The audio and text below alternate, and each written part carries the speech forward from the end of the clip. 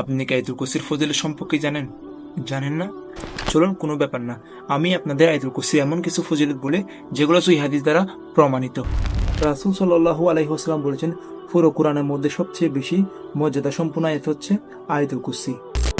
যে ব্যক্তি এই আয়াতুল কুরসি সকাল পাঠ করবে, বিকাল হওয়া পর্যন্ত সে জিন এবং শয়তান থেকে আল্লাহ তাআলা আশ্রয় থাকবেন। আর যে ব্যক্তি বিকালে এই আয়াতুল কুরসি পাঠ করবে, সকাল হওয়া পর্যন্ত সে জিন এবং শয়তান থেকে আল্লাহ তাআলা আশ্রয় থাকবেন। আবু হুরায়রা থেকে বর্ণিত, রাসূল সাল্লাল্লাহু আলাইহি ওয়াসাল্লাম বলেছেন, সূরা বাকারার মধ্যে একটি শ্রেষ্ঠ আয়াত রয়েছে, আর সেটি হলো আয়াতুল কুরসি। যেই ঘরে এটি পাঠ করা হয় সেই ঘর থেকে শয়তান পালাতে থাকে। রাতে ঘুমানোর সময় এই আয়াতুল কুরসি তেলাওয়াত করে ঘুমালে আল্লাহ তাআলা তাকে সব ধরনের বালা মুসিবত থেকে হেফাজতে রাখেন। রাসূল সাল্লাল্লাহু আলাইহি ওয়াসাল্লাম বলেছেন, যে ব্যক্তি 5 ওয়াক্ত ফরজ নামাজের পর আয়াতুল কুরসি পাঠ করবে, তার জান্নাতে যাওয়ার জন্য মাত্র একটি বাধা, আর সেটি হলো মৃত্যু। সেই ব্যক্তি মৃত্যুবরণ করে না, তাই সে জান্নাতে যায় না।